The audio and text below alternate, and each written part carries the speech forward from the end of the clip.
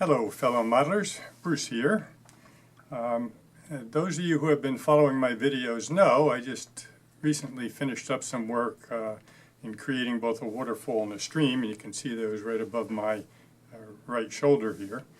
And during that process I had to create waves and rivulets and water effects that made it look like moving water, and there's a variety of ways to do that. In the process, I was talking to Pete Magoon, the past president of the National Model Railroaders Association, and he recommended a product that he had just finished using, and that is Liquitex Gloss Gel. I have no relationship with Liquitex. I am just a happy end user, and was very happy with the results of the product in creating waves and rivulets in simulating the flow of water and water effects. So in this video, what we're going to do is look at how to apply this gel and then how to finish it up to make those wavelets and rivulets really pop to the viewer. So follow along.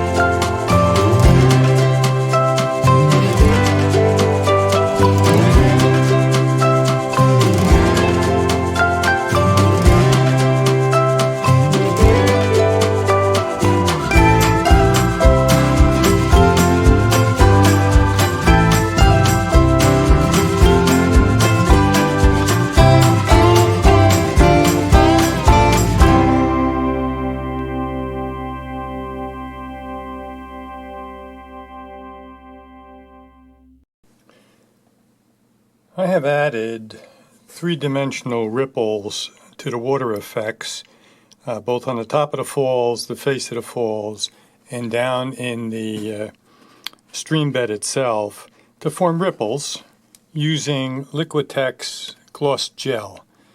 And to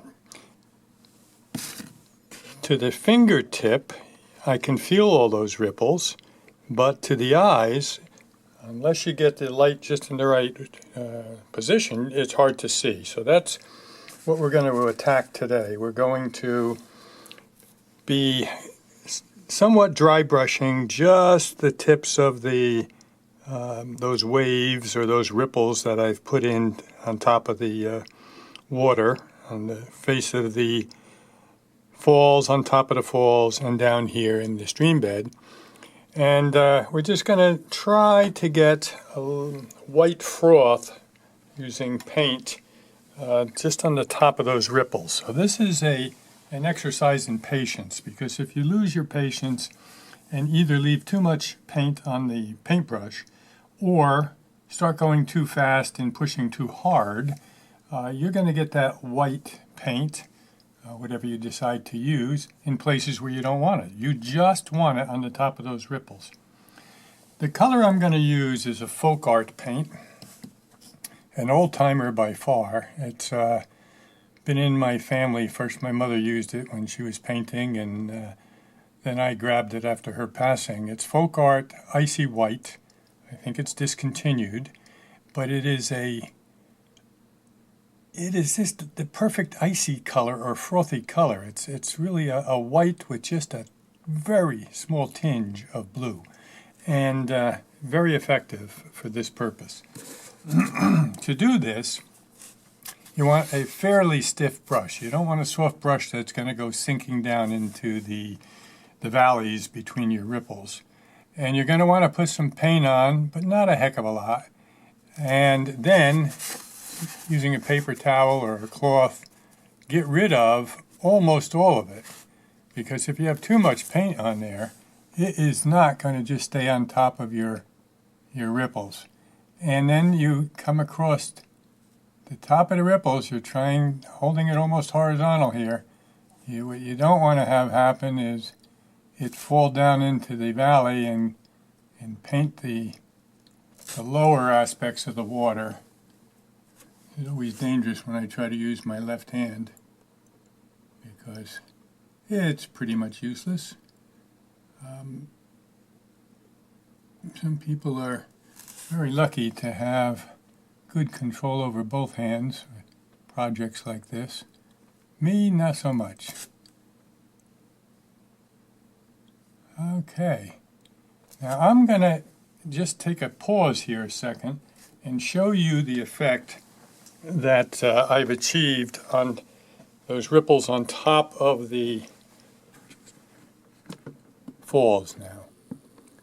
So I hate to do this because it always has the chance of making you seasick as I move this around. But I really need to change it and zero in a little bit so you can see that what I've done is make those ripples on the top of the falls look visible to the eye. I could feel them before, but couldn't see them. And notice that this white paint, which is still wet, is only on the top of those ridges. Stiff brush, get almost all the paint off, and hold it horizontal. Those are the key things. And I am going to now work on the face of the falls, and no need for you to watch me do the whole thing, but as I feel here, I can feel the ripples, so I'm just going to go across and just hit the highlights on the falls and then back down into the stream bed where it's going to be a lot more important in order to pick up the ripples that I have and can feel in the stream. Okay, I'll be back in a little while to show you some more. Okay, I'm done giving it the highlights for now.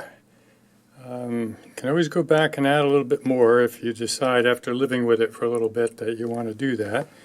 But here's the top of that spillway. All right. And down at the base of the falls and down into the riverbed. Now all you would need really is to have a little waterfall sound.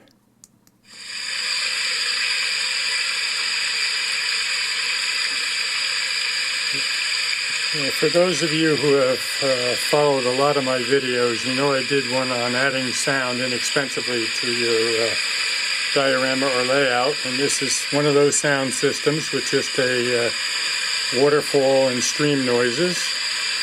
And yeah, this scene is coming together. Now I just have to add some scenery effects down along the stream on the shore there on either side. Okay, if you enjoyed the video, please give it a thumbs up, and as always, I urge you to subscribe to the channel. Talk to you again.